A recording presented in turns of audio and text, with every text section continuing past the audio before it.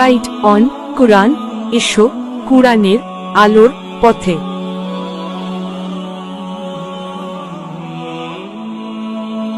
ক্ষেত্রে শুধু ফরজগুলো পড়ি, যেমন ফজরের 2 রাকাত, জোহরের 4 রাকাত, আসরের 4 রাকাত, মাগরিব 3 রাকাত, এশা 4 রাকাত এবং বিতির 3 রাকাত পড়ি, এক্ষেত্রে আমার নামাজ কি কবুল হবে? দেখুন, শুধু ফরজ পড়েন এই ভাই, সুন্নত পড়েন না, নামাজ হবে কিনা? উত্তর হলো, শুধু ফরজ পড়লে ওয়াক্তের দায়িত্বটা আদায় হবে। জোহরের ফরজটা পড়লেন, জোহরের ওয়াক্তের দায়িত্ব আদায় হলো, কিন্তু এটা পরিপূর্ণভাবে হলো না, ত্রুটি থেকে গেল। আপনি তরকারি খাইতে চাইলেন, তাহলে আপনার তরকারি খাইতে হলে সবজি লাগবে কাঁচা, পানি লাগবে, তেল লাগবে, পেঁয়াজ লাগবে, মরিচ লাগবে, লবণ লাগবে, ইত্যাদি ইত্যাদি লাগবে। এখন আপনি পানির মধ্যে কাঁচা সবজি সিদ্ধ করে রান্না করে নিয়ে আসলেন, লবণ, তেল, হলুদ কিছুই দিলেন না, তাহলে এটাকেও সবজি বলা যায়, কিন্তু এই সবজি কেউ খাবে না, আপনিও খাবেন না, ঠিক না বেঠিক? 5 ওয়াক্ত ফরজ নামাজ এটা পূর্ণতা পাওয়ার জন্য এর আগে পরে যে সুন্নত নামাজগুলো আছে সেগুলো হলো এরকম। এগুলো ছাড়া ওই নামাজটা হয়ে যাবে, ফরজ আদায় হয়ে যাবে, ওয়াক্তের ফরজ আদায় হয়ে যাবে আলহামদুলিল্লাহ, মাগার আপনার নামাজটা পরিপূর্ণ হলো না। মনে রাখবেন, সুন্নত নামাজগুলো কেন, এই যে 5 ওয়াক্ত নামাজের ফজরের আগে 2 রাকাত সুন্নত আছে, জোহরের আগে 4 রাকাত, পরে 2 রাকাত আছে, মাগরিবের পরে 2 রাকাত আছে, এশার পরে 2 রাকাত আছে, এই যে সুন্নত নামাজগুলো আছে এগুলো কেন জানেন? এগুলোর অন্যতম উদ্দেশ্য হলো যাতে করে মূল নামাজটা আমাদের সুন্দরভাবে হয়, তার জন্য প্রস্তুতি। আগেরগুলো হলো প্রস্তুতিমূলক আর পরেরগুলো হলো পরিপূরক। সুন্নত আগেরগুলা প্রস্তুতিমূলক, পরেরগুলাকে বলতে পারেন পরিপূরক, আর সবগুলাকেই অন্য অর্থে পরিপূরক বলতে পারেন। পরিপূরক মানে কি? ধরুন আপনি কোনো একটা সরকারি অফিসে খুব গুরুত্বপূর্ণ একটা কাজে যাচ্ছেন, এনআইডি কার্ডের ফটোকপি লাগবে, জন্ম নিবন্ধনের ফটোকপি লাগবে, খুব জরুরি একটা কাজ, আপনার বিদেশ যাওয়ার মতো ব্যাপার, ভিসার মতো ব্যাপার। আপনি ফটোকপি নিয়ে যখন যাবেন, ফটোকপি সাধারণত এনআইডি কার্ডের ফটোকপি যদি একটা লাগে, আপনি কয়টা নিয়ে যাবেন? একটাই নিবেন না 2-4টা নিবেন? বুদ্ধিমান মানুষ হলে 2-4টা সাথে নিয়ে যাবে। কেন? একটা যদি হারায় যায়, কোনো কারণে মিস হয়ে যায়, যাতে করে আমার কাজটা হয়ে যায়, হাতে রাখবে, এটা সে নিয়ে যাবে। ঠিক একইভাবে ভাইরা আমার, আপনি যখন 5 ওয়াক্ত নামাজের ফরজ নামাজ পড়বেন, কিয়ামতের ময়দানে যাবেন, আল্লাহ তাআলার কাছে দেখা গেল কোন একটা নামাজে ভেজাল ধরা পড়ছে, বাতিল হয়ে গেছে, তখন ওই সুন্নত বা নফল, অতিরিক্ত নফল নামাজ যে পড়বেন, এগুলো দিয়ে আল্লাহ তাআলা ফরজের ঘাটতি পূরণ করবেন। সেই সাথে আপনি আগে যখন সুন্নত পড়বেন, তখন মূল ফরজটা পড়তে আপনার সুবিধা হবে, মনোযোগ থাকবে। নবী করিম সাল্লাল্লাহু আলাইহি সাল্লাম ফরজ নামাজের আগে পরে সুন্নত নামাজগুলো কখনো ছাড়তেন না, নিয়মিত পড়তেন। আপনি কিভাবে নিয়মিত ছাড়েন? একবার জোহরের আগে 4 রাকাত ছুটে গেছে, তিনি পড়তে পারেন নাই মেহমান আসার কারণে, এগুলো পরে তিনি পড়ে দিয়েছেন, এরকম গুরুত্ব দিতেন। হ্যাঁ, আপনার কখনো কোনো কারণে এমন পরিবেশ হয়ে গেছে, সুন্নত পড়ার কোনো সুযোগই পাইলেন না আপনি, অসুবিধা নাই, মাঝে মধ্যে হঠাৎ কালে ভদ্রে বাদ গেছে, অসুবিধা নাই, কিন্তু নিয়মিত এরকম করলে সেটা আপনার মূল সালাতের যে প্রোফাইল আল্লাহর কাছে থাকবে, সে ফাইলটা কিছুটা হলেও ত্রুটিপূর্ণ থাকবে। এটা সুন্নত, সাধারণ সুন্নত, সুন্নতে মুআক্কাদা। আমার ফজরের নামাজ প্রায় কাজা হয়, জোহরের সাথে মিলিয়ে জোহরের আগে সেই 2 রাকাত ফজরের কাজা পড়ে নেই, আমার নামাজ কি কবুল হবে? এই পাবলিক অনেকেই আছে, ফজরের নামাজ জামাতের সাথে মসজিদে গিয়ে আদায় করার মতো মুসল্লি, মুসলমানের সংখ্যা সমাজে অনেক না বেশি? সবচেয়ে কম মুসল্লি হয় কোন নামাজে? কারণ ইবলিস জানে এই নামাজটায় হাজির হলে অনেক বেশি ফজিলত পেয়ে যাবে, জোহরের নামাজের চাইতে এই নামাজে হাজির হওয়ার গুরুত্ব বেশি, মাগরিবে এশায় হাজির হওয়ার চাইতে ফজরে হাজির হওয়ার গুরুত্ব বেশি। এটা মাসআলা আপনি না জানলে কি হয়েছে, আপনার সাথে থাকা ইবলিস জানে, এই জন্য ইবলিসে বড় রাতে আপনার ঠ্যাং টিপা শুরু করে। দেখবেন রাত 12টা 1টা 2টা পর্যন্ত ঘুম আসে না, ফেসবুক টিপতেছেন, ইউটিউব টিপতেছেন, মোবাইলে মুনাজাত ধরতেছেন, শয়তানের জিকির আজকার করতেছেন, এগুলো করতে করতে 12টা 1টা পর্যন্ত আপনার ঘুম আসে না।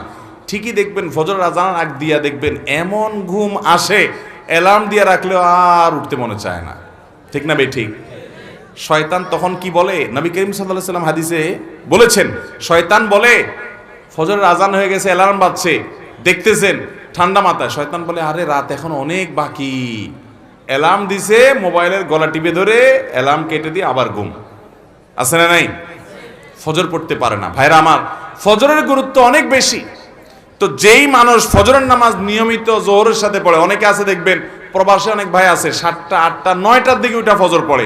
নিয়মিত যদি এরকম হয় তাহলে তার এ নামাজ হবে?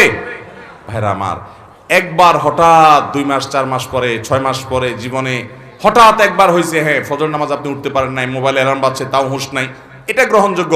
নবী সাল্লাল্লাহু আলাইহি সাল্লামের জীবনে একবার ফজর কাজা হয়েছে। কয়বার কাজা হয়েছে? একবার। তো আপনার জীবনে 2 4 10 বার এভাবে হতে পারে, কিন্তু প্রতিদিন হওয়া এটা কোনো অবস্থাতে গ্রহণযোগ্য হতে পারে। ঠান্ডা মাথায় যারা নামাজ পড়ার এশার পরে শোয়ার সময় নিয়ত করে থয় যে সকাল 8টার দিকে উঠবে, অ্যালার্ম দিয়ে ছয়, তার ঈমান আছে কিনা এটা নিয়ে অনেক উলামা ইকরাম সন্দেহ করেছেন। কারণ হলো ঠান্ডা মাথায় সে নামাজ পড়বে না, পরিকল্পনা করে সে শুইছে। আল্লাহ তাআলা আমাদেরকে ফজর নামাজ গুরুত্ব বোঝার তৌফিক দান করুন। আমি নিয়মিত তাহাজ্জুদ পড়ি এবং বিতির তাহাজ্জুদের পরে পড়ি, কিন্তু হঠাৎ মাঝে মধ্যে ঘুম থেকে ওঠার সমস্যার কারণে ফজরের আজান হয়ে যায়। এমত অবস্থা বিতির পড়ার হুকুম কি? যদি আপনি ভোর রাতে উঠার ব্যাপারে প্রবল সম্ভাবনা না থাকে তাহলে বিতির আপনি রাখবেন না, বিতির আগে পড়ে ফেলবেন। হ্যাঁ, আপনি নিয়মিত তাহাজ্জুদ পড়েন, আল্লাহ তৌফিক দেয়, তাহলে আপনি বিতির পড়েন। হঠাৎ একদিন ছুটে গেছে, ফজরের আজান হয়ে গেছে, তাহলে তারপরেও বিতির পড়লে আদায় হয়ে যাবে। ঢোলবাঁশি বাজিয়ে কবর দেয়া হচ্ছে, এরকম একটি ভিডিও দেখেছি ইউটিউবে, এ ব্যাপারে বললে ভালো হতো। ঢোলবাঁশি বাজায় আবার কবর, একটা গানই আছে এরকম, আমিও দেখছি ভিডিওটা, কি জানি মরণকালে ঢোলবাঁশি বাজাইও, কি ভাই, তরিকার ভাই না দরবারি ভাই? হ্যাঁ, এবং সে গানের একটা কথা খুব আপত্তিকর আছে, সেটা আরো বেশি, সেটা হলো কালেমা কালামও ভাই কোনো কিছুর দরকার নাই, কালিমা কালাম কিছুর দরকার নাই, ঢোলবাঁশি বাজাইতে বাজাইতে নিয়ে কবরে দিও। আল্লাহ মাফ করুক, এই হারাম কাজ করতে করতে যার দুনিয়া থেকে বিদায় হয়, সে দুনিয়াতেই জীবদ্দশা জানতো যে তার যে সমস্ত আশেপাশে সাঙ্গপাঙ্গ আছে তারা ঢোলবাঁশি পিটাতে দিয়ে তারা নিব কবরে, হাসরে আযাব যখন হবে আল্লাহ জানে, ফেরেশতারাও কি ঢোলবাঁশি দিয়েই পিটাবে কিনা আল্লাহ জানে। ভাইরা আমার, নবী সাল্লাল্লাহু আলাইহি সাল্লাম বলেছেন বয়স্ত লিউকসিরাল মাজামির, এই সমস্ত বাদ্যযন্ত্র এগুলো দুনিয়া থেকে এগুলো বিদায়ের জন্য আমি আসছি, এগুলো শয়তানের অস্ত্র, এগুলো হারাম। অতএব ইমানদার জীবদ্দশায় যেটা করতে পারেন একটা মানুষের মৃত্যুর পর তাকে বিদায়ের সময় বলে কালিমা কালামই দরকার নাই। কালিমা কালামই যদি দরকার না থাকে সে মুসলমান কিনা সন্দেহ। মুসলমান কিভাবে কালিমা কালামের দরকার নাই, ঢোলবাজি হইলে তা চলবো? আমরা তো কালিমা কালাম পাইছি কোরআন থেকে, হাদিস থেকে। এর ঢোলবাসিটা কে দিল? কে দিছে বলেন? শয়তান দিছে। তো শয়তানের এই জিনিসটা নিয়ে যদি কবরে যায়, মায়ের কি পিঠে পড়বে না নিচে পড়বে? আল্লাহ আমাদেরকে এই সমস্ত পাগলামি ছাগলামি, এই সমস্ত শয়তানের থেকে বেঁচে থাকার তৌফিক দান করুন। কত পাগলামি যে দুনিয়াতে আছে, এসব না দেখলে বোঝার উপায় নাই। আল্লাহ আমাদের সমস্ত ভাইদেরকে হেদায়েত দান করুন। এক লোক টাকা ধার নেওয়ার পরে টাকা থাকা সত্ত্বেও দিত না, ঘুরাতো। হঠাৎ শুনছি লোকটা মারা গেছে, তখন এসে তার ছেলে মেয়ের কাছে দিয়েছে। এখন তাতে কি তার ঋণ পরিশোধ হবে কিনা? দেখুন, ধার নেওয়ার পরে কেউ যদি টাকা ঘোরাঘুরি করে, দেয় না, যে সেই লোকটা মারা যাওয়ার পরে তার ছেলে মেয়েরা এসে যদি পাওনাদারের টাকা দেয়, তাহলে সেটা খুবই প্রশংসনীয় কাজ। শুধু দেয় না, বরং দেওয়া কর্তব্য। একটু ভালো করে শুনে রাখেন, অনেক মানুষ আছে মারা যাওয়ার পর পাওনাদার বের হয়ে আসে, আপনার বাবা মারা গেছেন, আল্লাহর বান্দার কিছু দেনা আছে, এগুলো রেখে মারা গেছে। ইসলামের নির্দেশ হলো তার মৃত্যুর পর তার দাফন কাফনের জন্য যে টাকা খরচ হবে সেগুলো তার টাকাতেই খরচ করবেন। এরপর তিনি যদি কোনো দেনা রেখে যেয়ে থাকেন, ভাগ বন্টন পরে আগে তার সব দেনা শোধ করতে হবে তার টাকা দিয়ে, তার জমি জমা বিক্রি করে। এরপরে যদি কিছু থাকে সেটা দিয়ে তার ওসিয়ত থাকলে সে ওসিয়ত 1/3 মধ্যে পূরণ হবে। 1/3 মানে তার টোটাল সম্পদের দাম 10 লাখ, তাহলে তার ওসিয়ত যত বেশি হোক না কেন 3 লাখ পর্যন্ত পূরণ হবে, এর বেশি না। বাকি যেগুলো থাকবে সেগুলো ওয়ারিসরা ভাগ করে পাবে। আর যদি কারোর কোনো ওসিয়ত না করে যায় যে অমুক জায়গায় দিও, মসজিদে দিও, মাদ্রাসে দিও, অমুকরে দিও, এরকম কোনো ওসিয়ত না থাকে তাহলে তো সেটা বাদ। কিন্তু দেনা থাকলে আগে দেনা দিতে হবে, তারপরে সন্তানরা ভাগযোগ করে সম্পদ নেবে। আমার দেশে দেখা যায় দেনা দেয়া তো পরের কথা, আজকাল তো প্রায় সময় পত্রিকা দেখা যায় বাবার লাশ পড়ে আছে আর সন্তানরা জমি জমা নিয়ে কাড়াকাড়ি করতে করতে ব্যস্ত, বেচারাকে দাফন পর্যন্ত করছে না। ঠিক কিনা বেঠিক? এই অমানুষ সন্তান আসমান থেকে হঠাৎ নাজিল হয় না অমানুষ হয়ে, এই বাপমাই অমানুষকে অমানুষ বানাইছে। ঠিক কিনা বলেন? এর পরিণাম, এর পরিণতি এই আল্লাহর বান্দা নিজেই ভোগ করছে নির্লজ্জের মতো। প্রায় সময় কয়দিন পরপরই দেখি পত্রিকাতে যে বাবার লাশ পড়ে আছে গ্যারেজে, বাড়ির সামনে, ওইটা দাফন করার মতো মানুষ নাই, গন্ধ ছুটে গেছে, ছেলে মেয়েরা কামড়াকামড়ি মারামারিতে লিপ্ত, জমি জমা দখল নিয়ে। এই জন্য বাবারা সন্তানরে মানুষ বানায় যান, মুসলমান বানায় যান, দুনিয়ার জীবনটা জীবন্ত জান্নাত হবে। আর না হলে আপনার এই কাজের প্রায়শ্চিত্ত আপনাকে ভোগ করতে হবে। শুধু ওকে দুনিয়া শিখাইলেন, আখেরাত শিখান নাই, আপনি আফসোস করে কুল পাবেন না। পৃথিবীতে যেখানে মুসলমান আছে, মুসলমানের আধিক্য আছে, সেখানে দেখবেন কোনো বৃদ্ধাশ্রম নেই, বৃদ্ধাশ্রমের দরকার নাই। আর পৃথিবীর উন্নত দেশগুলোতে শিক্ষা আছে, দীক্ষা আছে, জ্ঞান আছে, বিজ্ঞান আছে, প্রযুক্তি আছে, সবকিছু আছে, কিন্তু বৃদ্ধাশ্রমও আছে। কারণ মনুষ্যত্ব, মানবতা, মা বাবার প্রতি দায়বদ্ধতা, এটা আল্লাহর প্রতি ঈমান না থাকলে সে মানুষগুলো আসলে সেভাবে বুঝে না। আল্লাহ আমাদের সন্তানগুলোকে মানুষ হতে মানুষ করার তৌফিক দান করুন। তাহলে বাবা মার দেনা থাকলে সেটা সন্তানরা শোধ করবে, পাওনাদার সেটা নিতে পারবে, কোনো অসুবিধা নেই, বরং এটা শোধ করা তাদের কর্তব্য। আমি একজন যুবক, আমার হাতে ট্যাটু আঁকা আছে। এখন আমার ইসলামিক জ্ঞান ছিল না, কিন্তু আমি এখন ট্যাটু উঠানোর জন্য চেষ্টা করছি। ট্যাটু উঠাতে খরচ আমার সাধ্যের বাহিরে। আমি এই অবস্থায় নামাজ পড়ি, নামাজ কবুল হবে কিনা? গত পরশুদিন আমরা কক্সবাজারে ছিলাম, আমি শেখ আহমদ সাইফুল্লাহ ভাই, আরও আমাদের বন্ধুবান্ধবদের একটা বড় গ্রুপ, ফ্যামিলি সহকারে। তো সেখানে একটা হোটেলে আমরা সকালে নাস্তা করার পর আমাদের এক বন্ধু, তার একটা ছোট বাচ্চা মেয়ে, সে এক ভদ্রলোক, বিদেশি, চেহারা দেখে বোঝা যাচ্ছে ফরেনার, তার এই মাথা থেকে এই মাথা পুরো হাত ট্যাটু আঁকা। তো ওই বাচ্চাটা জিজ্ঞাসা করতেছে, আর ইউ খ্রিস্টিয়ান? তুমি কি খ্রিস্টান? ভদ্রলোকের খুব ইজ্জত লাগছে। তো মেয়ের বাবা আমাদের পাশে ছিল, বলল যে ভাই তোমার মেয়ে আমাকে কেন জিজ্ঞেস করলো আমি খ্রিস্টান কিনা, মুসলিম। তো এটা বলার পরে মেয়েকে উনি জিজ্ঞেস করলো, এই তোমার আঙ্কেল হি ইজ মুসলিম, তুমি কেন তাই খ্রিস্টান বলছো, সেই খ্রিস্টান না? তখন মেয়ে, বাচ্চা মেয়ে বলতেছে, আমি খ্রিস্টান মনে করছিলাম এই জন্য যে আঙ্কেলের হাতে ট্যাটু আঁকা, আমি তো দেখছি সব খ্রিস্টান ইহুদিরা এগুলা করে, এই জন্য আমার ডাউট হয়েছে। একটা বাচ্চা, তার কনসেপ্ট এরকম। তাহলে এখান থেকে বোঝা যায় এটা কোনো মুসলমানের কাজ হতে পারে। বাচ্চাটাও বুঝে গেছে, কারণ এটা মুসলমানদের মধ্যে নাই, এই কালচারটা ওদের মধ্যে আছে। ভাইরা আমার, নবী করিম সাল্লাল্লাহু আলাইহি সাল্লাম এর অভিশাপ, তিনি অভিশাপ নাজিল করেছেন, আল্লাহ তাআলার অভিশাপের বদদোয়া করেছেন, লানতের বদদোয়া করেছেন। আল্লাহ লানত নাজিল হয় ওদের প্রতি যারা উল্কি অঙ্কন করে আর যাদের শরীরে উল্কি অঙ্কন করে দেওয়া হয়। লানাল্লাহুল ওয়াসিমা ওয়াল মুস্তাওসিমা। মনে রাখবেন, যারা ট্যাটু অঙ্কন করে, অনেক ট্যাটু কোম্পানি বাইর হয়েছে, তারা ফতোয়া দেয়। আমাকে একজন বললো যে ভাই ট্যাটু কোম্পানির ফতোয়া, আমাকে কে জানি পাঠাইছে, তারা ফতোয়া দেয় যে আমাদের এই ট্যাটু লাগানোর পর নামাজ পড়া যাবে। অনেক কাঠমোল্লার আপনাদেরকে বলবে নামাজ পড়া যাবে না, ব্যবসা ঠিক রাখার জন্য মাসালাও বানায় নিস। আরে ভাই, এই ট্যাটু অঙ্কন করা হারাম, এটা হলো প্রথম কথা। এটা আপনাকে রিমুভ করতে হবে। রিমুভ করার সামর্থ্য নাই, কোনোভাবে উপায় নাই আপনার জন্য, তাহলে আল্লাহর কাছে ইস্তেগফার করে মাপ চাইবেন এবং ওই অবস্থায় নামাজ চালু করে যাবেন। আপনার এই চামড়ার উপরে যদি কোনো কিছু দিয়ে আবরণ পড়ে যায় আলাদা, তাহলে এই আবরণ তোলা ছাড়া নামাজ, অজু হবে না, আর অজু গোসল না হলে নামাজও হবে না। এগুলো এমন ডেঞ্জারাস যেগুলো সহজে তোলা যায় না, আসলে অনেক জটিল বিষয়, চাইলেও পরে তোলা যায় না। এই জন্য যুবক ভাইরা, আমাদের দেশে অনেক যুবকরা আজকাল এগুলো শুরু করেছে। ভাইরা আমার, একটু খেয়াল করে দেখেন তো, আল্লাহ বলেছেন লাকাদ খালাকনাল ইনসানা ফি আহসানি তাকওয়িম। আল্লাহ তাআলা মানুষকে সুন্দর অবয়ব সৃষ্টি করেছেন, এত সুন্দর হাত, এত সুন্দর চেহারা। কি আপনি ওই বিড়ালের মতো কি কতগুলো আঁকে নেকে একে ভূতের মতো দেখা যায়? আমার তো শয়তান শয়তান টাইপ লাগে। আল্লাহ তাআলা আমাদেরকে হেদায়েত দান করুন, কুরুচি থেকে আল্লাহ আমাদেরকে বেরিয়ে আসার তৌফিক দান করুন। অনেক মুসলমান যুবকের হাতে দেখা যায় ধাগা লাগানো, দেখছেন আপনারা? ফিতা ধাগা লাগা দেখছেন? ভাইরা আমার, এটা হিন্দুরা তাদের ধর্মীয় বিশ্বাস থেকে লাগায়। আপনি মুসলমানের সন্তান, আমরা দেউলিয়া হয়ে গেছি আজকাল। আপনি মুসলমান হিসাবে আপনি প্রাউড ফিল করেন না, তাহলে আপনি কেন তাদের কালচার নিতে যাবেন?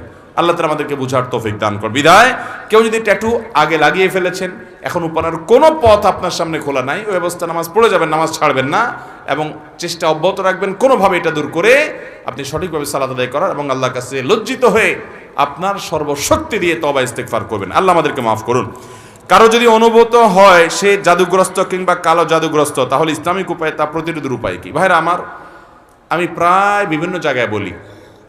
আজকে গাড়িতে আসতে আসতে মুফতি সাইফুল ইসলাম ভাই সহ আমরা আলোচনা করছিলাম। সাইফুল ইসলাম ভাইয়ের কাছে আমার সামনে একটা ফোন আসলো, উনি ধানমন্ডি তাকওয়া মসজিদের খতিব, ওখান থেকে বলে যে ধানমন্ডির মতো রিচ এলাকাতে সব ধনীদের এলাকা, সারা দেশের বড় বড় পয়সাপাতি যাদের তারা থাকে, ব্যবসায়ীরা থাকে, মন্ত্রী মিনিস্টাররা থাকে। বলছে এই এলাকাতে, উনি যেহেতু ওখানকার বড় মসজিদের খতিব, তাকওয়া মসজিদের, উনি বললেন যে ভাই এত পরিমাণ জিনে ধরা রুগী এবং ব্ল্যাক ম্যাজিক অর্থাৎ জাদুগ্রস্ত রুগীর খবর আসছে বলার মতো না। আমি বলি ভাই আমারও তো একই অবস্থা, আমার কাছে যত ফোন আসে দেশের একেবারে সর্বোচ্চ লেভেল পর্যন্ত এমন এমন কিছু পদের পদাধিকারী ব্যক্তিদের তরফ থেকে ফোন আসে, রিকোয়েস্ট আসে যে কল্পনাও করা যায় না যে এই লেভেলের মানুষগুলো পর্যন্ত সাফার করছে খুব মানে জটিলভাবে। ঘরে ঘরে দুষ্টজিনের উপদ্রব মানুষ লক্ষ্য করে না। মনে রাখবেন কিছু কিছু দুষ্টজিনের উপদ্রব আছে আপনি খেয়ালও করেন না। যেমন কথার কথা, বাসায় বাচ্চা কাচ্চা অস্বাভাবিক দুষ্টামি করে, মানে সীমাহীন, মানে কোনো স্বাভাবিক কিছু না। বুঝবেন দুষ্টজিনের ভয়ঙ্কর প্রভাব ওর উপরে পড়ছে। এবং অনেক রোগ আছে কিছু লোকের, দেখবেন যে এই রোগগুলোর কোনো ট্রিটমেন্ট করে কিছু হয় না, কোনো ডায়াগনোসিস হয় না, বহু চেক আপ টেস্ট, ডাক্তাররা আন্দাজ অনুমান করে বিভিন্নভাবে ট্রিটমেন্ট করেন, চেষ্টা করেন, কিন্তু কোনোভাবে ভদ্রলোক ভদ্রমহিলা সুস্থ হয় না। এরকম বহু রোগী দেখেছি আমি যে কোনোভাবে সুস্থ হয় না। এগুলোর বেশিরভাগ ব্ল্যাক ম্যাজিক এবং দুষ্টজিনের রোগী। ঘরে ঘরে আমাকে সাথে সাথে জিজ্ঞেস করলেন ওনারা, মুফতি সাইফুল ইসলাম ভাই এবং আমাদের তানভীর ভাই ওনারা আছে, ওনারা জিজ্ঞেস করলেন যে ভাই এটা কেন হয়। আমি বললাম কেন হয়, জিন, দুষ্টজিন অর্থাৎ শয়তান, শয়তান তার উপযোগী জায়গায় পাইলে সে সেখানে খুঁটি গাড়ে। আমাদের বাসা বাড়িগুলোতে হারাম এই পরিমাণ হয়, আপনি ইউটিউবে ওয়াজ শুনতে যান, শুরুতে আগে পান্ডা অ্যাডভার্টাইজ দিয়ে নেবে, এরপর আরও বিভিন্ন অ্যাডভার্টাইজ আসবে এবং মিউজিক আসবে, এগুলা চলবে। এই মিউজিক যেখানে থাকে সেখানে শয়তান আসবেই, আপনি এটা নিয়ন্ত্রণ করতে হবে। আপনার বাসায় বিভিন্ন প্রাণীর ছবি টাঙিয়ে রাখবেন, এখানে শয়তান আসবেই, রহমতের ফেরেশতা ঢুকেন, হাদিসে বলা আছে, এখানে আপনার এই অবস্থা হবে। ঘরে ঘরে মানুষ এটা ফিল করছে না, বহু মানুষ হাহাকার করছে। আমরা রাকির নাম্বার দিয়ে রাকিদেরকে রেফার করে কুলাতে পারছি না, এই পরিমাণ মানুষ আক্রান্ত। বাঁচবেন কিভাবে আমি সব জায়গায় বলার চেষ্টা করি ভাইরা আমার। নাম্বার 1, গুনাহমুক্ত বাসা করেন, বাসা বাড়িতে গুনাহ করবেন না, এগুলো থেকে বাঁচান বাসা বাড়িকে। সবচেয়ে বড় কারণ হলো, দ্বিতীয় নাম্বার যেটা বলবো সেটা হলো, আজ কোরআন তেলাওয়াত আমাদের বাসা থেকে উঠে গেছে। আমরা এখন বড় জোর ইউটিউবে একটু তেলাওয়াত চালাই দেই। আল্লাহর কসম করে বলছি, যেই বাসায় কোরআন তেলাওয়াত নিয়মিত হয়, আওয়াজ করে, শব্দ করে, ওই বাসায় ব্ল্যাক ম্যাজিক দুষ্টজিন থাকতে পারে না। আপনি যদি মিরাকল দেখতে চান ভাইরা আমার, আমি বুকে হাত রেখে বলতে পারি, আপনি আল্লাহর কুদরত যদি দেখতে চান সরাসরি, দুষ্টজিনের উপদ্রব আছে যে বাসায়, সে বাসায় আপনি সূরা বাকারার তেলাওয়াত চালু করে দেন, জোরে জোরে তেলাওয়াত করেন, নিজে না পারলে অডিও চালু করে দেন।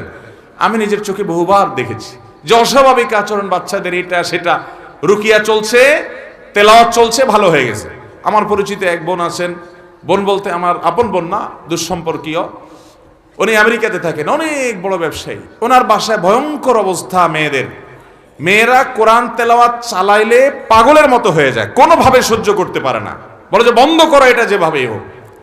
এবং হাজার হাজার কোটি টাকার মালিক ওনারা, বাফেলোতে আমেরিকাতে থাকেন।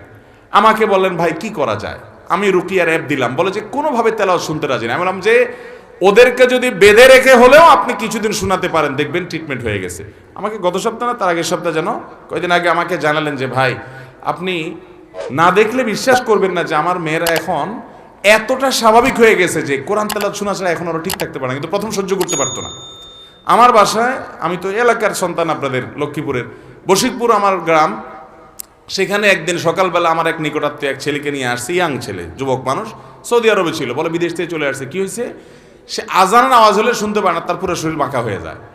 এবং সে বলে যে তখন তার শরীর এমন শক্ত হয়, টোকা দিলে মনে হয় যে বিষাক্ত সাপ দংশন করছে, পাথরের মতো হয়ে যায়। আমার চোখের সামনে দেখলাম জোহরের আজান শুরু হলো, সে আসছে অনেক আগে, বসতে বসতে 100 পর্যায়ে জোহরের আজান শুরু হলো, দেখলাম যে সে বাঁকা হয়ে যাচ্ছে এবং শক্ত হাট হয়ে যাচ্ছে। ভাইরা আমার, এগুলো কিছু হয়তো খুব দৃশ্যমান বোঝা যায়, আর ম্যাক্সিমাম ঘরে ঘরে বোঝার উপায় নেই। এটার মূল ট্রিটমেন্ট হলো কোরআনে কারিমের তেলাওয়াত। আজ মুসলমানের ঘরে কোরআন তেলাওয়াত, মুসলমানের যুবকরা আজ গান শুনে, আজ ঘরে ঘরে মহিলাদের মোবাইলে মোবাইলে হারাম জিনিস দেখে, পর্ন ভিডিও এত পরিমাণ দেখে যুবকরা। এমন একজন যুবক পাওয়া হাজার হাজার যুবকের মধ্যে কঠিন হয়ে গেছে, যেই যুবক বুকে হাত দিয়ে দাঁড়িয়ে বলতে পারবে এই দু চোখ জীবনে কোনোদিন কোনো নোংরা ভিডিও দেখে নাই, আলহামদুলিল্লাহ। এরকম যুবক পাওয়া যায় না ভাইরা। চ্যালেঞ্জের ব্যাপার, জীবন ধ্বংস হয়ে যাচ্ছে, সব জাহান্নামের দিকে দৌড়াচ্ছে, আপনাকে বিকল্প পথে যেতে হবে।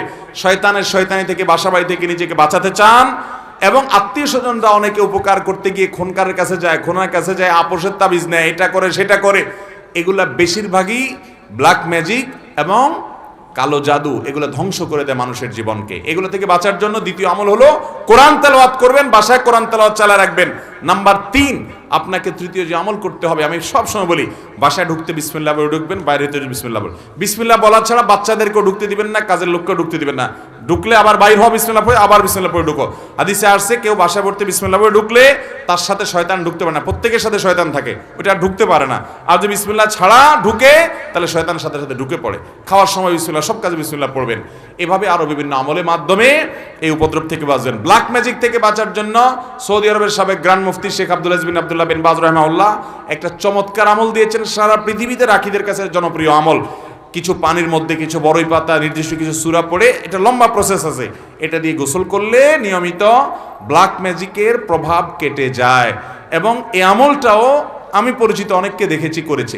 আমাদের এই যে আপনাদের নিশান ভাই, এই মাহফিলের আয়োজক তানভীর ভাই, ওনার ফ্যামিলিতে উনি নিয়মিত রুকিয়া করেন এবং উনি আমাকে বলছেন, ভাই শরীরটা মনে হয়েছে শরীরতে কিছু চলে গেছে, পাতলা হয়ে গেছে। এই জন্য কোরআন তেলাওয়াত করবেন তো ইনশাআল্লাহ, বাসা বাড়িতে কোরআন চালাবেন তো ইনশাআল্লাহ। আমি শপথ করে বলছি, আল্লাহর কালামের মিরাকল যদি দেখতে চান তাহলে দুষ্টজনের উপদ্রব আছে এবং অস্বাভাবিক বাসা ভিতরে সমস্যা, রোগ বালাই আছে, ব্ল্যাক ম্যাজিক আছে। কোরআন তেলাওয়াত শুনতে থাকেন, একদিন দুই দিন না, অনবরত আপনি ফিল করবেন যে কিভাবে আল্লাহর কুদরত জাহির হয়, কিভাবে শয়তান পালায়। আল্লাহ আমাদেরকে বুঝার তৌফিক দান করুন। আপন ভাই বোন কেউ যদি গুনার কাজ করে, তাকে সেটা বলার মতো অবস্থা না থাকলে তার সাথে দূরত্ব বজায় রেখে চললে গুনাহ হবে কিনা। ভাই বেরাদার যদি গুনার কাজ করে, পাপের কাজ করে, অপরাধ করে, সংশোধন করবেন, বুঝাবেন, কিন্তু না বুঝানোর কোনো বাও নাই, কথা শুনে না, বলার মতো নাই। অনেক সময় বড় ভাই হয়, বলার মতো থাকে না, বা ছোট ভাই হয়, তখন আপনি অভিমান করতে পারেন। অভিমান কি? যে তার সাথে আমি কথা বলবো না, দূরে থাকবো, তাকে বোঝানোর জন্য যে আমি তোমার উপরে অসন্তুষ্ট, এটা আপনি করতে পারেন। কিন্তু তাকে চিরকালের জন্য ত্যাগ করবেন, তার সাথে সম্পর্ক ছিন্ন করবেন, এই সুযোগ নাই। সে খারাপ হলেও এই সুযোগ নাই যে আপনি তাকে সম্পূর্ণ সম্পর্ক ছিন্ন করবেন। হ্যাঁ, সংশোধনের জন্য করতে পারেন। সব আলেম বলে যে আমরা হকের পাশে আছি, তোমরা আমাদের সাথে থাকো, তাহলে আমরা কার পাশে থাকবো? ভাইরা আমার, নবী করিম সাল্লাল্লাহু আলাইহি সাল্লাম দুইটা কোষ্ঠী পাথর দিয়ে গেছেন, মা আনা আলাইহি ওয়া আসহাবি, আমি যে আদর্শের উপর আছি এবং সাহাবায়ে কেরাম জামাতুস সাহাবা তারা মৌলিকভাবে যে আদর্শের উপর আছেন সেটি, এটার উপরে যারা প্রতিষ্ঠিত তারা কিয়ামতের ময়দানে নাজাত প্রাপ্ত দল। আর সেই সাথে নবীজি বলে গেছেন, তারাকতু ফিকুম আমরাইন, আমি তোমাদের মধ্যে দুইটা জিনিস রেখে গেলাম, কিতাবাল্লাহি ওয়া সুন্নাত রাসূলিহি, আল্লাহর কোরআন এবং রাসূলের সুন্নাত, লান তাদিল্লু মা তামাসসাকতুম বিহিমা, এগুলো যদি তোমরা আঁকড়ে ধরো কোনো দিন তোমাদের কেউ গোমরাহ করতে, পথহারা করতে পারবে। এই জন্য ওই মূলনীতি আপনি ধরে রাখবেন। যে সমস্ত উলামায়ে কেরামের কথা শুনবেন এগুলো গ্রহণ করবেন, ইনশাআল্লাহ আল্লাহ তাআলা হকের উপরে রাখবেন। এগুলো গ্রহণ না করলে আপনি হকের উপরে প্রতিষ্ঠিত থাকতে পারবেন। অতএব ব্যক্তি নয়, বরং কোরআন সুন্নাহর অনুসরণ করবেন। যে আলেম কোরআন সুন্নাহর আলোকে কথা বলে তার কথা শুনবেন, সে যেই হোক না, কোরআন সুন্নাহর বাইরে কথা বললে সেটাকে বর্জন করবেন। আল্লাহ আমাদের সবাইকে উলামাদের অনুসরণ, অনুকরণ, কোরআন এবং সুন্নাহর আলোকে করার তৌফিক দান করুন। হালাল পথে উপার্জিত টাকা কাউকে ধার দিলে সে যদি হারাম পথে উপার্জন করে, সেই ধার পরিশোধ করে, তাহলে ধার দেওয়া ব্যক্তির জন্য টাকা হারাম হবে কিনা? খুবই দরকারি এবং প্রয়োজনীয় একটা প্রশ্ন ভাই। আপনি একজনকে হাওলাত দিয়েছেন, ধার দিয়েছেন, লোন দিয়েছেন, সে লোন পরিশোধ করার সময় সে হয়তো সুদের কারবার করে বা যে উপার্জন করে হালাল চাকরি না, এক কথায় হালাল হারাম মিশ্র আছে বা হারাম উপার্জন করে, সে আপনার লোন পরিশোধ করছে কিন্তু হালাল টাকা থেকে পরিশোধ করে নাই, তার ওই যে উপার্জন হারাম সেখান থেকে সে পরিশোধ করছে, বা হালাল হারাম মিশ্র আছে সেখান থেকে সে পরিশোধ করেছে। তো আপনার জন্য সেটা গ্রহণ করা জায়েজ হবে কিনা, এই মাসআলাটা আমরা তাহকিক করার চেষ্টা করেছি। এই ব্যাপারে উলামায়ে কেরামের ফতোয়া আমরা যেটুকু পেয়েছি সেটা হলো এটা জায়েজ হবে, এটা নাজায়েজ হবে না। কারণ নবী করিম সাল্লাল্লাহু আলাইহি সাল্লাম ইয়াহুদীদের সাথে লেনদেন করেছেন না করেন নাই? তো ইয়াহুদিরা সুদের কারবার করতো মানে চরম করা করত। সুদের প্রতিষ্ঠাতাই ছিল ইয়াহুদিরা, সুদের সবচাইতে আদি মহাজনী হলো ইয়াহুদিরা। নবী করিম সাল্লাল্লাহু আলাইহি ওয়াসাল্লাম হাদিসে ব্যাপারে স্পষ্ট বক্তব্য আছে, ইয়াহুদিদের সাথে সুদের একটা বিশেষ সম্পর্ক। মদিনার সুদের প্রতিষ্ঠাই করেছে তারা।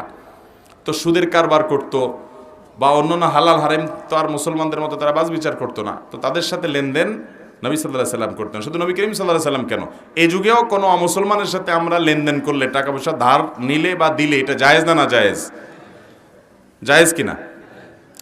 তাহলে তারা কিভাবে উপার্জন করছে সেটা তো আর আমরা দেখছি না। এই জন্য পাওনাদার তিনি পাওনা হিসাবে দেনাদারের কাছ থেকে যেটা পাচ্ছেন তার প্রাপ্য টাকা, সেটা তার জন্য নেওয়া জায়েজ হবে। এমনকি দেনাদার যিনি পাওনা পরিশোধ করলেন তিনি হালাল হারাম বাজ বিচার ছাড়া তার মিশ্র উপার্জন যদি থাকে, তারপরেও এটা পাওনাদারের জন্য গ্রহণ করাটা কি হবে না, হারাম হবে। কথা কি বুঝতে পারছি? এবং এ ব্যাপারে পাকিস্তানের বিন্নুরি টাউনের ওলামা একরাম মুফতিদের ফতোয়াও আছে একই রকম, যে এটা পাওনাদারের জন্য হারাম হবে না যদি দেনাদার হারাম উপার্জন থেকে দেয়। আল্লাহু আ'লাম বিসওয়াব। এরপরে প্রশ্ন হলো, আমার বাবা একজন অটো চালক, প্রবাসে থাকে প্রবাস থেকে ফিরে তিনি আমাদের না জানিয়ে কিস্তি নেন এবং অটো ক্রয় করেন। আপনার কাছে আমার প্রশ্ন, তার দৈনন্দিন রোজগারের টাকা হালাল হবে কিনা এবং এক্ষেত্রে আমাদের করণীয় কি? আল্লাহ মাফ করুন, সুদে কিস্তি নেওয়া বলতে সুদের কিস্তির কথা বুঝেছেন নিশ্চয়ই। সুদের লোন নিয়ে অটো কেনা বা দোকানদারি করা, বিভিন্ন কিছু করা, এটা আজকাল আমাদের দেশে একটা ব্যাপকভাবে এটা ছড়িয়ে গেছে। আমি গত পরশুদিন কক্সবাজারের মহেশখালীর এক মাহফিলে গেছি, একেবারে শেষ মাথায়, অনেক দুর্গম পথ। তো আমি একটা বিষয় আলোচনা করব, পরিকল্পনা নিয়ে গেছি।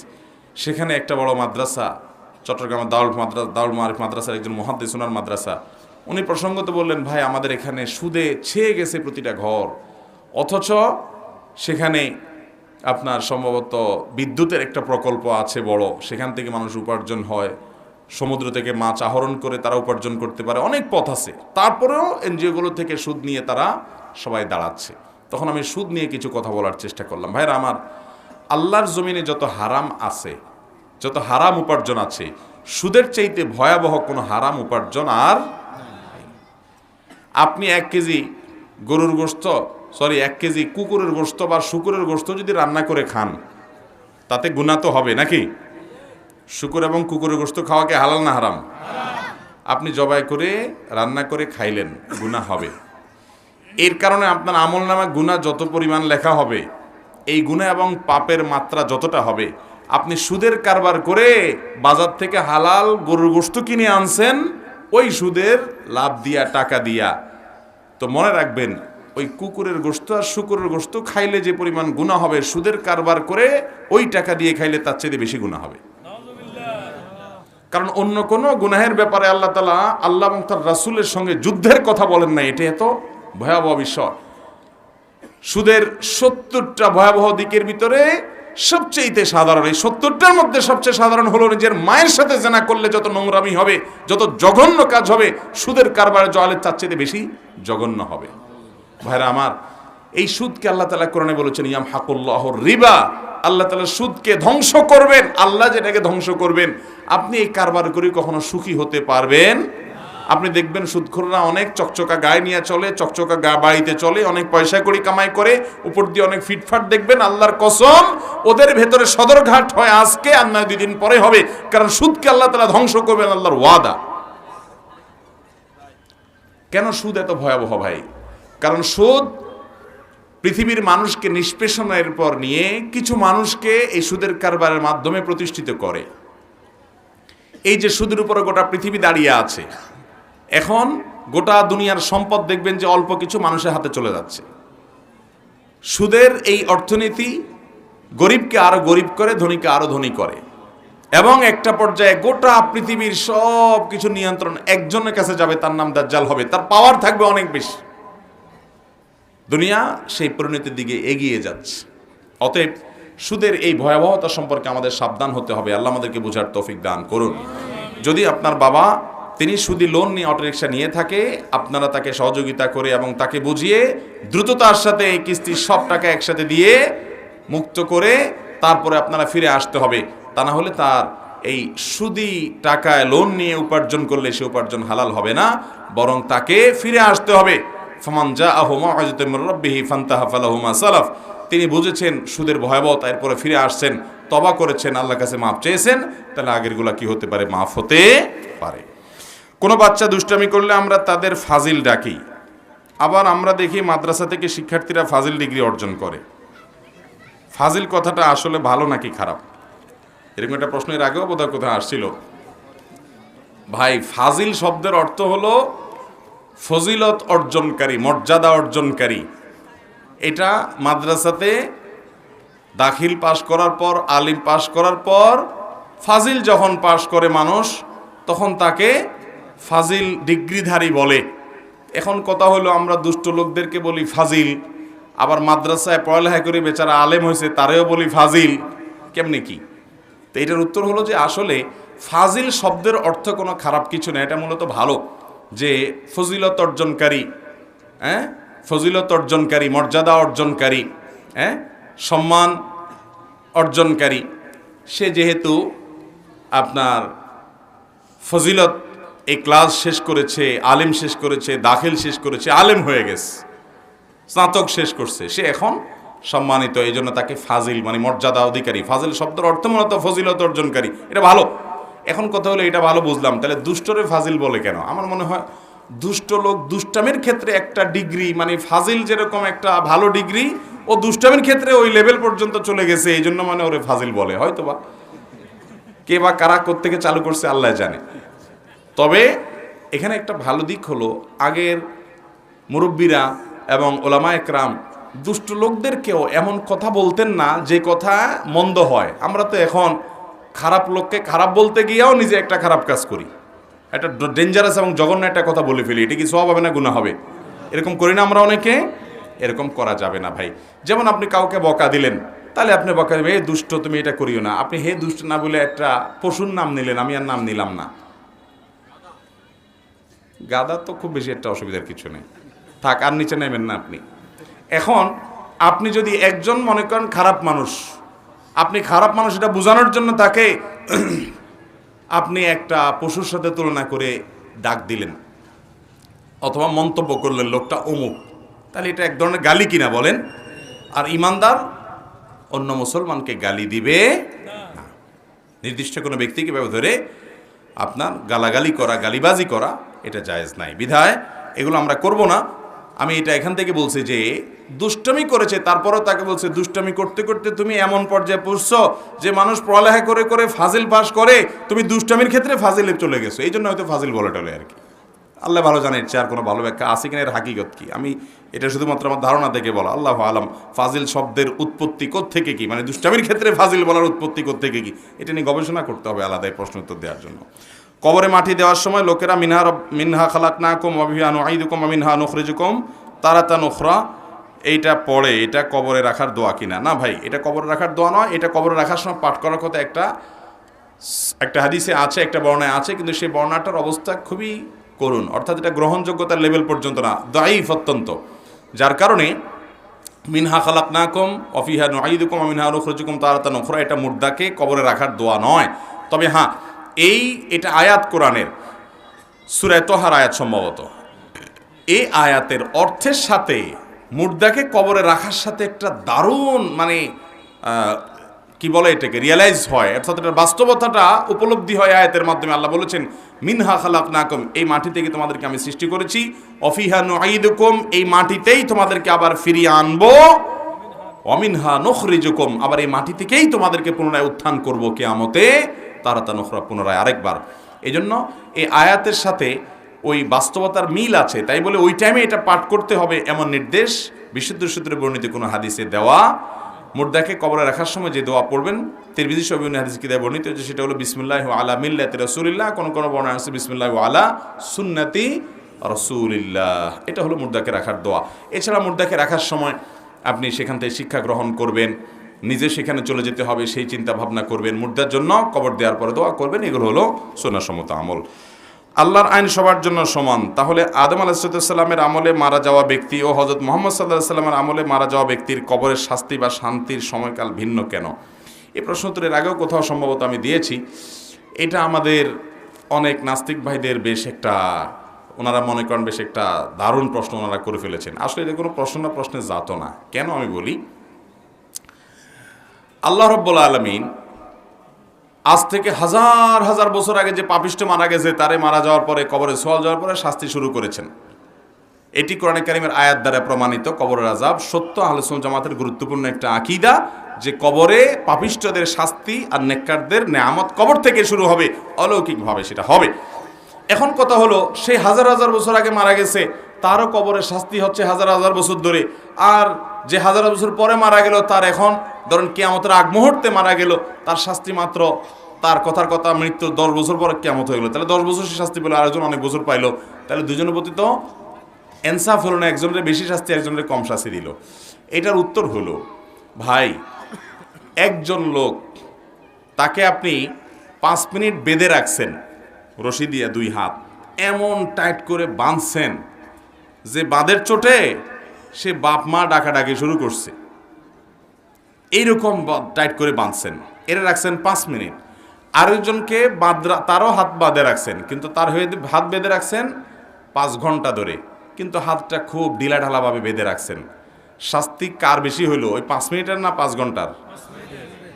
আল্লাহ তাআলা চাইলে মাত্র কিয়ামতের 10 বছর আগে যে মারা গেছে, একদিন আগে যে মারা গেছে, তারে এমন শাস্তি দিতে পারেন যে ওই কয়েক হাজার বছর আগে মরণারও সে শাস্তি হয় নাই। পারে কি পারে না?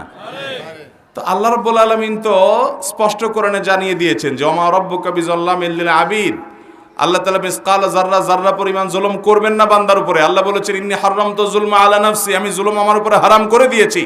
আল্লাহ বলেছেন যে ওয়ানাদাউ মাওয়াজিনাল কিসত লিয়াউমিল কিয়ামা, কিয়ামতের দিন আমি ইনসাফের দণ্ড প্রতিষ্ঠা করব, কারোর প্রতি চুল পরিমাণ বিন্দু পরিমাণ যাররা পরিমাণ জুলুম করা হবে না। আল্লাহ নিজের ভিতরে যে জুলুমকে হারাম করে রেখেছেন, সেখানে আল্লাহ রাব্বুল আলামিন ওই 10,000 বছর আগে মারা যাওয়া লোকটাকে, 5,000 বছর আগে মারা যাওয়া লোকটাকে, আর কিয়ামতের আগের দিন মারা যাওয়া লোকটাকে, দুজনকে যে কবরস্থ করা হলো, তাদের কবরের শাস্তির সমন্বয় তাদের প্রাপ্য অপরাধের অনুপাতে কিভাবে করবেন, সেটা সূক্ষ্মাতি সূক্ষ্ম সব বিষয়কে সংরক্ষণকারী আহকামুল হাকিমিন লতিফ খবির যিনি, মহাসূক্ষ্ম যিনি, তার জন্য এগুলা কঠিন কোনো কিছুই। এই সমস্ত প্রশ্ন আসে সেই মস্তিষ্ক থেকে, যেই মস্তিষ্ক রব্বুল আলামিনের পরিচয় সম্পর্কে অবগত নয়। সে নিজেকে আল্লাহকে নিজের মতো মনে করে যে আমি তো এটাকে সমন্বয় করতে পারবো না, আল্লাহ কিভাবে পারবে? আল্লাহর দ্বারা অসম্ভব কিছুই নয়, কিভাবে সমন্বয় করবেন সেটা রব্বুল আলামিন সবচাইতে ভালো। বিয়ের উদ্দেশ্যে কোনো হিন্দু মেয়ের সাথে প্রেম করলে কি আমার গুনাহ হবে? ভাইরা আমার, কোনো অন্য ধর্মাবলম্বী মানুষকে আপনি ইসলামের পথে দাওয়াত দিবেন, এটা হবে আপনার দাওয়াতি কাজ। তিনি ইসলামে এসছেন, এরপর আপনি তাকে বিয়ে শাদী করতে চাইলে প্রস্তাব দিবেন। এখন বেশিরভাগ ছেলেরা, যুবকরা যদি কোনো অন্য ধর্মের মেয়েদের সাথে সম্পর্ক করে, তো সেক্ষেত্রে ওই মেয়েও ইসলাম গ্রহণ করে, অনেক সময় তাকে বুঝায় নেয়। যদি ইসলাম গ্রহণ সে করে নেয় তাহলে তো তাদের মধ্যকার বিবাহ বৈধ হবে, কিন্তু যদি ইসলাম সে গ্রহণ না করে তাহলে তো বিবাহ বৈধ হবে না। কারণ আল্লাহ তাআলা কোরআনে কারিমে পরিষ্কারভাবে বলেছেন ওয়ালা আমাতু মুমিনাতুন খায়রুম মিন মুশরিকাতিন, মুশরিক নারীর চাইতে ঈমানদার নারী অনেক উত্তম, বেটার। বিয়ের জন্য মুসলমান সেটাকেই করতে হবে। এবং আল্লাহ বলেছেন ওয়ালা তানকিহুল মুশরিকাত হাত্তা ইউমিন, ঈমানদার নারীদেরকে বিয়ে করো না, মুশরিক নারীদেরকে বিয়ে করো না যতক্ষণ পর্যন্ত তারা ঈমান না আনে। এজন্য এটা জায়েজ নাই ভাই। এখন কথা হলো যে আপনি তাকে বিয়ে করবেন, এটা হলো আপনার মূল মতলব। এখন দাওয়াত দিয়ে তারে মুসলমান বানায় নিলেন, নিয়ে বিয়ে করলেন, তাহলে এটা বড় জোর হালাল হওয়া পর্যন্ত হতে পারে, কিন্তু আপনার এই বিয়েটা, এই ইসলাম গ্রহণ করাটা, এটা আপনি আল্লাহর জন্য তো করেন না, করছেন বিয়ের জন্য, রাস্তা পরিষ্কার করার জন্য। তো রাস্তা পরিষ্কারটা হতে পারে টেনে টুনে, বাট এটার জন্য আপনি আল্লাহর কাছে আজরের আশা করাটা কঠিন। এবং অনেক ছেলে আছে অন্য ধর্মের, সে ইসলাম গ্রহণ করেছে, কেন একটা মুসলমান মেয়েকে বিয়ে করবে, এই জন্য সে ইসলাম গ্রহণ করেছে। তো বিয়ের উদ্দেশ্যে ইসলাম গ্রহণ করলে সেই ইসলাম গ্রহণ আল্লাহর কাছে গ্রহণযোগ্য, বিশেষ করে সওয়াবের উপযুক্ত হওয়া নিয়ে প্রশ্ন তোলা যায় বড় করে। তবে অন্তরে কারো তো হাত দিতে পারে না, এই জন্য আমরা ডাইরেক্ট ফতোয়া দিতে পারবো না কে কোন নিয়তে করেছে। নবী করিম সাল্লাল্লাহু আলাইহি ওয়াসাল্লামের সেই নিয়ত সম্পর্কিত প্রসিদ্ধ হাদিস তো আপনারা জানেন, যে সে হাদিসে নবী সাল্লাল্লাহু আলাইহি ওয়াসাল্লাম বলেছেন ফামান কানাত হিজরাতুহু ইলা দুনিয়া আও ইলা ইমরাতিন ইয়ানকাহুহা ফাহিজরাতুহু ইলা মা হাজারা ইলাইহি। কেউ কোনো মেয়েকে বিয়ে করার জন্য হিজরত করছে, তাহলে হিজরতে বিয়ের উদ্দেশ্যেই হবে, আল্লাহর কাছে এর সওয়াব হবে। তারপরে যদি অন্য ধর্মের মানুষ ইসলাম গ্রহণ করে তখন তাকে বিয়ে করা যাবে, তার আগ পর্যন্ত যাবে না। জানাজার নামাজের পর সম্মিলিত মোনাজাত করার হুকুম কি? জানাজার নামাজটাই হলো দোয়া। জানাজার নামাজটা কি রে ভাই? পুরাটাই দোয়া। জানাজার সালাতটাই হলো দোয়া, এটা দোয়ার আয়োজন। অতএব দোয়ার পরে আর আলাদা কোনো দোয়া নাই। জানাজার নামাজ সালাম ফিরেছেন শেষ, এরপর আর কোনো দোয়া, সুন্নাহ সম্মত কোনো দোয়া এরপরে নাই। আপনি সালাম ফিরে ফেলছেন, জানাজা শেষ, এখন দ্রুত মুর্দাকে নিয়ে কবরস্থ করবেন। কবর দেওয়ার পর, দাফন করার পর কেবলার দিকে ফিরে হাত তুলে আল্লাহর কাছে দোয়া করা মুর্দার জন্য, এটা সুন্নত। ওখানে এটা যার যার মতো হবে, দলবদ্ধভাবে করতে হবে এমন কোনো নির্দেশনা হাদিসে নাই। বরং নবী করিম সাল্লাল্লাহু আলাইহি ওয়াসাল্লাম এক ব্যক্তির কবর দেওয়ার পর বলেছেন, সালু ইস্তাগফিরু লিআখিকুম ওয়াসালু লাহু তাসবিত, তোমরা তোমাদের ভাইয়ের জন্য ইস্তিগফার করো, আল্লাহর কাছে মাফ চাও এবং দোয়া করো আল্লাহ যেন তাকে ঈমানের উপর অটল রাখে, কারণ সে এখন কঠিন পরিস্থিতির মুখোমুখি হবে। এই জন্য দাফনের পর যারা কবরস্থানে থাকবে কিবলামুখী হয়ে আল্লাহর কাছে দোয়া করবে যে আল্লাহ আপনি তাকে মাফ করে দেন, এখন সওয়াল জবাবে তার ঈমানের উপরে অটল রাখিয়েন। এইভাবে করাটা হলো সুন্নাহ। জানাজার পরে কোনো দোয়া সম্মিলিতভাবে আমাদের অনেক দেশে, অনেক গ্রামে, অনেক জেলাতে অনেকে করে থাকেন, এটা কোনো নবী সাল্লাল্লাহু আলাইহি সাল্লাম থেকে কোনোভাবে প্রমাণিত নয়। কোন যুবক আরশের ছায়া স্থান পাবে? আরশের নিচে স্থান পাবে যেই মানুষগুলো 7 শ্রেণীর মানুষ, এদের মধ্যে 2 শ্রেণীর মানুষই যুবকদের সৌভাগ্য এত বেশি যে 7 শ্রেণীর মানুষ সম্পর্কে নবীজি বলেছেন, সাবআতুন ইউযিল্লুহুমুল্লাহু ফি যিল্লিহি ইয়াওমা লা যিল্লা ইল্লা যিল্লুহু। 7 শ্রেণীর মানুষকে আল্লাহ আরশের নিচে ছায়া দিবেন, সেদিন আল্লাহর ছায়া ছাড়া কোনো ছায়া থাকবে না। কিন্তু ওই 7 শ্রেণীর মধ্যে আবার 2টা শ্রেণী হলো যুবকদের দখলে। নাম্বার 1, শাবুন নাশাআ ফি ইবাদাতিল্লাহ, যেই যুবক তার যৌবনকাল ইবাদতে কাটায়, উল্টাপাল্টা হারাম পথে সে যায় না, বরং ইবাদত করতে করতে তার তারুণ্যকে ব্যয় করে সে পরিণত বয়সের দিকে যায়। যৌবনকালে ইবাদতের সৌভাগ্য নসিব হয়েছে যাদের, তাদেরকে আল্লাহ তাআলা আরশের নিচে ছায়া দিবেন ভিআইপি প্যান্ডেলে কিয়ামতের দিন, যেদিন মানুষ ইয়ানফসি করে পাগলের মতো ছটফট করতে থাকবে, মাথার উপরে সূর্য থাকবে খুব কাছাকাছি এবং মানুষ অতিষ্ঠ থাকবে আল্লাহর এই কঠিন পরিস্থিতির মধ্যে পড়ে। সেদিন এই মানুষগুলো আরশের নিচে ভিআইপি প্যান্ডেলে আরামে থাকবে, টেরি পাবে না কি হচ্ছে। সে মানুষগুলোর ভিতরে এই যে যুবক তার যৌবনকালকে ইবাদতে কাটায়, চেষ্টা করবো তো ইনশাআল্লাহ। আর ওই যুবক, যেই যুবককে, এটা অবশ্য সব বয়সের মানুষের জন্যই প্রযোজ্য, কিন্তু যুবকদের ক্ষেত্রে বেশি প্রযোজ্য দেখে আমি যুবকদের কথা বলছি, যেটি হলো কোন সুন্দরী সুশ্রী নারী তাকে অফার করেছে রিলেশন করার জন্য। সে বলেছে, ইন্নী আখাফুল্লাহ, আমি জানি চাইলেই আমি তোমার সাথে রিলেশন করতে পারি, সমাজে অনেকেই করে, কিন্তু আমি আল্লাহকে ভয় পাই, হারাম, আল্লাহর কাছে জবাবদিহি করতে হবে। এই তারুণ্য সম্পর্কে জিজ্ঞাসা করা হবে, ওয়ান শাবাবিহি ফিমা আবলাহ, কিভাবে তার যৌবনকালকে কাটিয়েছে, আলাদা জিজ্ঞাসা করা হবে। আমি কি জবাব দিব? আমি এই জন্য তোমার এই অফারকে বিনয়ের সাথে ডিনাই করে দিলাম, আমি বৈধ ভালোবাসা আমার স্ত্রীর জন্য আমি অপেক্ষা করছি। কোন যুবক যদি এরকম কোন অফারগুলোকে ডিনাই করে তার যৌবনকালকে কাটাতে পারে, সেও আরশের নিচে ছায়া পাবে ইনশাআল্লাহ। চেষ্টা করা যাবে না যুবক ভাইরা ইনশাআল্লাহ? আর যদি ঢিলা হয়ে যান তো যেখানে যেটা পাবেন কাইত হয়ে যাবেন। মেরুদণ্ড যদি সোজা থাকে, স্ট্রং থাকে, সুস্থ যদি থাকেন, তাহলে হারামকে না করার মতো ইমানের শক্তি রাখবেন তো ইনশাআল্লাহ। আল্লাহ আমাদের তৌফিক দান করুক। হ্যাঁ, ভালো কথা, মেয়েরা যদি রিলেশন ফিরে দেয় তারাও পাবে ইনশাআল্লাহ। আল্লাহ তাআলা আমাদেরকে এই হারাম এবং অন্যায় অফারকে ফিরিয়ে দেওয়ার তৌফিক দান করুন। জানাজা সালাতের আগে মৃত ব্যক্তিটি কেমন উপস্থিত লোকদের কাছ থেকে সাক্ষ্য নেওয়ার শরীয়ী বিধান কি? ভাই, এরকম একটা ট্র্যাডিশন আমাদের দেশে আছে, মানুষ মারা যাওয়ার পরে দাঁড়ায় জিজ্ঞেস করে, ভাই লোকটা কেমন ছিল? সবাই বলে ভালো ছিল। এই সবাই ভালো ছিল, লোকটা আসলে খারাপ ছিল, এই ভালো ছিল বলার কোনো মানে আছে? সবাই মিলে বললো লোকটা ভালো ছিল, আসলে লোকটা খারাপ ছিল, তো এই সবাই বলা বলিতে কিছু আসে? এই লোকটা যদি জীবদ্দশাতে আসলেই ভালো থেকে থাকে, তাহলে সে আল্লাহর কাছে আজর পাবে, খারাপ হলে শাস্তি পাবে। এখানে মানুষ কি বলল বা না বলল তাতে কিছু আসে? জানাজার লাশকে রেখে দুনিয়ার আবল তাবল কাজ আমাদের দেশে করে, বিশেষ করে আপনার বিভিন্ন বক্তব্য, তার জীবনী আলোচনা, তার জীবনী চর্চা, তার জীবনের উপরে ছোটখাটো একটা সেমিনার হয়ে যায়, ঠিক কি না? অথচ নবী সাল্লাল্লাহু আলাইহি ওয়াসাল্লাম বলেছেন, আসরিউ বিল জানাজা, দ্রুত জানাজা দিয়ে ফেলো, জানাজা দেরি করা যাবে না। এই জন্য ভাইরা, জানাজার লাশকে সামনে রেখে খুব বেশি বিলম্ব করা উচিত না। আর এরকম কোনো কথা, যে লোকটা কেমন ছিল ইত্যাদি সাক্ষ্য টাক্ষ্য নেওয়ারও কোনো সুন্নাহ সম্মত রীতি নাই। কোর্টের মাধ্যমে বিবাহ করা কি জায়েজ? এটার বৈধতা সম্পর্কে জানতে চাই। আপনি বিয়ে কি কোর্টে করছেন, না বাড়িতে করছেন, না খেতে করছেন, এটা ইস্যু না।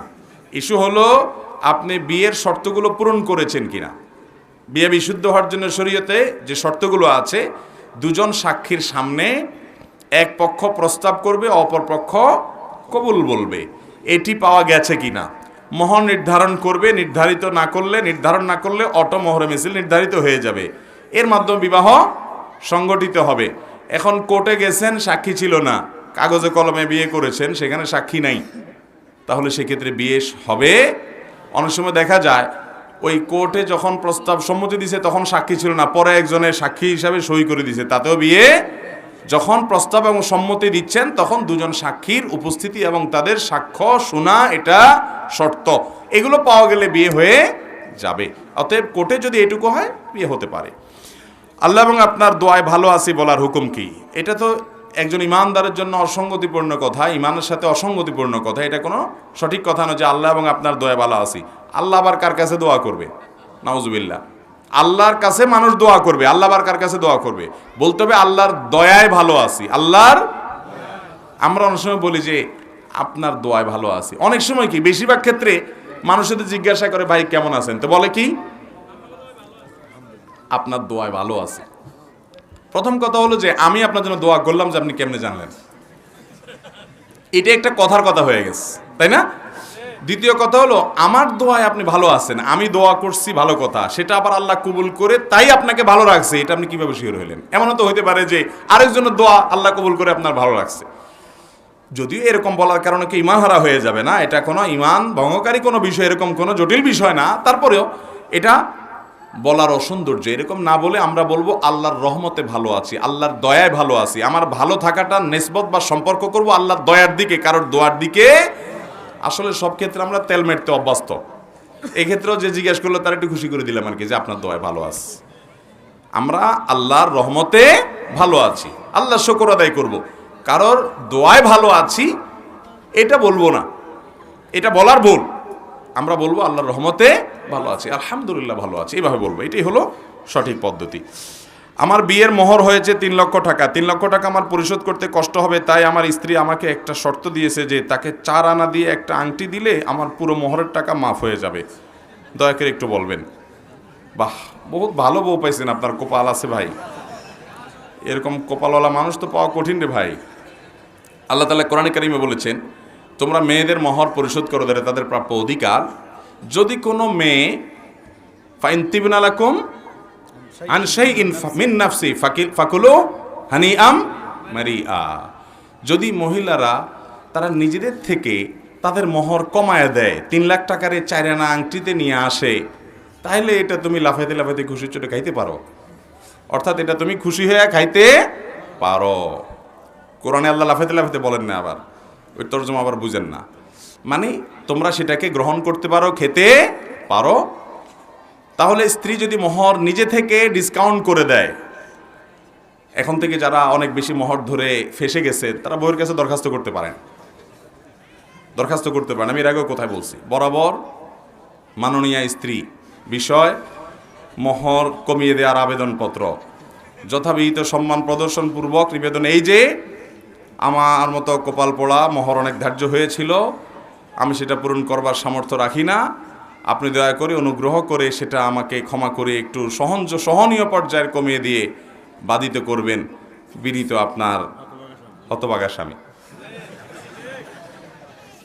দরখাস্ত লিখতে হবে এমন কোনো কথা না, কিন্তু স্ত্রীর পাম্পটি দিয়ে হোক, যেমনি হোক, বাইলে রেখে তার কাছে যদি আদায় কমায় নিতে পারেন। আবার কমায় নেওয়াটা বাটপারি করে কমায় নেবেন না, সিন ক্রিয়েট করে কমায় নেয়। ওই যে বাসর রাতের কথা আমি প্রায় বলি, যে বাসর রাতে যায় বলে আরে মোহর তো অনেক দর্শে বুঝলাম, কিন্তু আমি কয়দিন পর ইটালি চলে যাব, কানাডা চলে যাব, আরে টাকাই টাকা, সব তো তোমারই, কি করবা তুমি?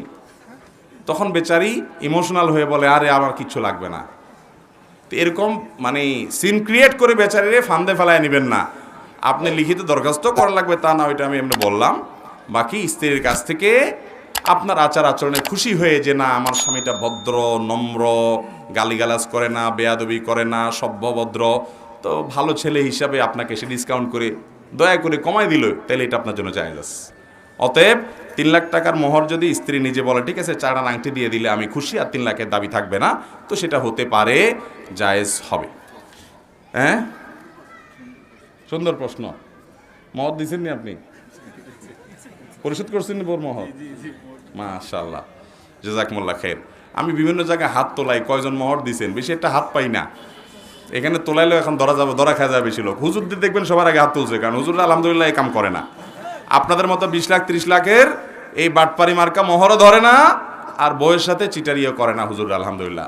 সব হুজুরদের খবর নেবেন যে সবার আগে মোহর দিয়ে দিছে, তারপরেও বলবেন যে হুজুররা নাকি মহিলাদের বিরুদ্ধে। আরে মহিলাদের ওয়াজ করতে করতে হুজুরদের মুখ ফেনা ছুটে যাচ্ছে মহিলাদের অধিকার আদায় করার জন্য। আল্লাহ তাআলা নারীদের পুরুষদের সবার অধিকার সবাইকে পরস্পরকে আদায় করার তৌফিক দান করুন। ভাই আর প্রশ্ন উত্তর দিতে পারছি না, আমার টাইম অনেক আগে ওভার হয়েছে। ওস্তাদকে বসায় লিখে বেয়াদ